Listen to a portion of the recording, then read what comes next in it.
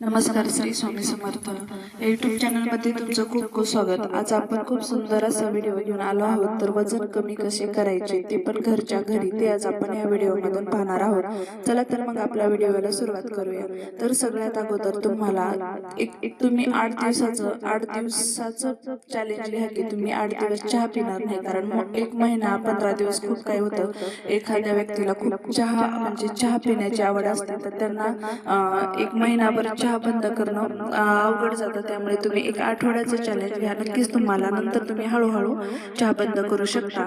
बरं, तर सगळ्यात अगोदर तुम्ही साखरेचा चहा घेत असाल तर तुम्ही 1-2-3 दिवस गुळाचा चहा घ्या आणि त्यानंतर हळूहळू चहा तुम्ही बंद करून टाका। साखर आपल्याला पूर्णपणे बंद करायची आहे। त्यानंतर आपल्याला बेकरी प्रोडक्ट्स जे असतात ते पण खाणं बंद करायचं आहे।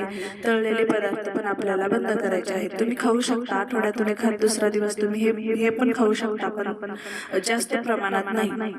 तर आपल्याला सगळ्यात अगोदर सकाळी उठल्याबरोबर ओवा, जिरे आणि बडीशेप याचं पाणी उकळायचं आहे व हे पाणी कोमट झाल्यानंतर आपल्याला प्यायचं आहे। त्यानंतर तुम्हाला सूर्यनमस्कार घालायचे आहेत। सूर्यनमस्कार तुम्ही सुरुवात 5 सूर्यनमस्कार पासून करा, नंतर हळूहळू तुम्ही वाढवत जा। त्यानंतर तुम्हाला आंघोळ झाल्यानंतर 4 बदाम, 4 अक्रोड आणि थोडेसे मनुके खायचे आहेत। 4 बदाम आणि अक्रोड हे तुम्हाला रात्रीच भिजत ठेवायचे आहे, ते तुम्हाला थोडंसं खायचं आहे। त्यामुळे काय होतं, जे आपल्याला गोड खाऊशी वाटतं ते हे खाल्ल्यामुळे कमी होतं।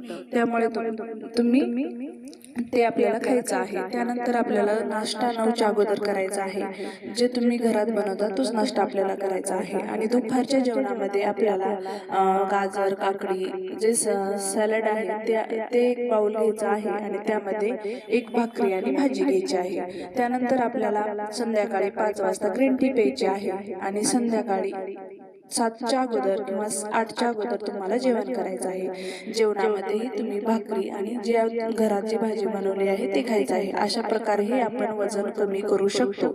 रात्रीचं जेवण न बंद करताही आपण वजन कमी करू शकतो। या पद्धतीने तुम्ही नक्कीच वजन कमी करू शकाल। हा तुम्ही डाएट प्लॅन फॉलो करा। धन्यवाद।